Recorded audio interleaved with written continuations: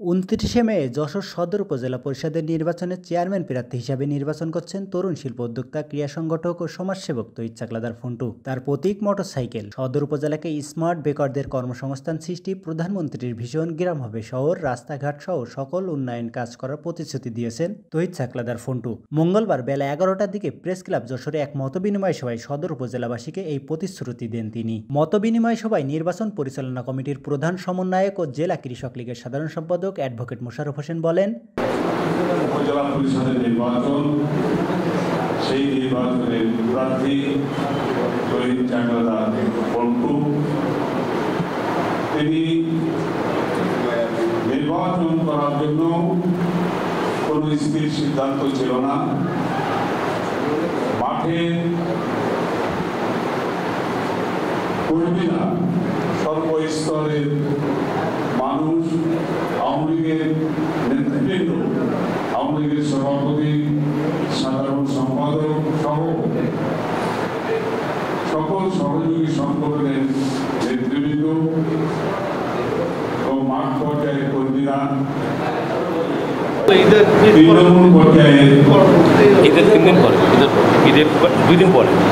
Meeting করে সকলের দাবি ছিল যে ফন্টু চাকলাদার এবার উপজেলা পরিষদের প্রার্থী হবে। সেটা বিবেচনা করে আমাদের আওয়ামী লীগের সভাপতি শহীদুল ইসলাম মিলন এবং আমাদের সাধারণ সম্পাদক শাহিন চাকলাদার ক্যান্ডিডেট হিসেবে তাকে ঘোষণা দিয়েছে।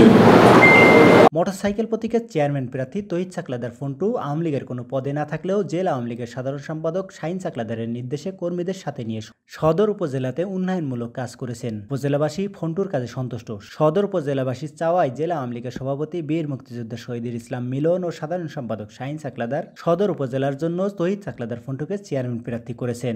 একই সাথে ভাইস চেয়ারম্যান হিসেবে সুলতান মাহমুদ বিপুল ও মহিলা ভাইস চেয়ারম্যান হিসেবে জ্যোৎস্না রামিলীকে প্রার্থী করা হয়েছে। ভাইস চেয়ারম্যান প্রার্থী সুলতান মাহমুদ বিপুল বলেন, আমাদের এই উপজেলা পরিষদ নির্বাচনে আমাদের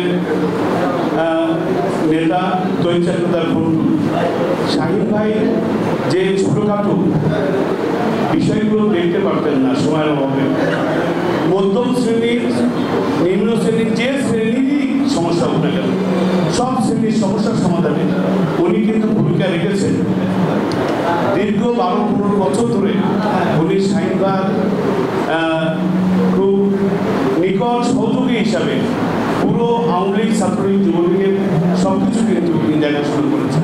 মহিলা ভাইস চেয়ারম্যান প্রার্থী জ্যোৎস্না আরা বেগম মিলি বলেন, আজকে আমরা আপনাদের কাছে হাজির হয়েছি, সেটা হলো আমরা আপনাদের সহযোগিতা এবং আপনাদের সমর্থনের জন্য। কারণ আমরা যেহেতু মহিলা আওয়ামী লীগের সাধারণ সম্পাদিকা, আমার তৃণমূল পর্যায়ে আমি সবসময় কাজ করে থাকি এবং আমার রাজনীতি 80 দশক থেকে, যেহেতু আমার পরিবারটা মুক্তিযুদ্ধ পরিবার এবং আমাদের পরিবারে আমার বড় চাচাও শহীদ হয়েছিলেন ৭১ সালে। সেই পরিবার থেকে আমি যে বঙ্গবন্ধুর আদর্শে আমরা সৈনিক, সেই সৈনিক থেকে আমরা এই বাংলাদেশের উন্নয়ন এবং এই যশোরের উন্নয়নের জন্য জগনেত্রী শেখ হাসিনা যে স্মার্ট বাংলাদেশ করতে চেয়েছিল, সেই স্মার্ট বাংলাদেশ করার জন্য আজকে আমরা আপনাদের সামনে হাজির হয়েছি। আপনারা যদি আমাদেরকে সহযোগিতা করেন এবং সমর্থন করেন, তাহলে আগামীতে আমরা অবশ্যই এই যশোর এবং এই প্রেস ক্লাবের আপনাদের সহযোগিতা নিয়ে আমরা আরো উন্নয়ন করতে পারবো।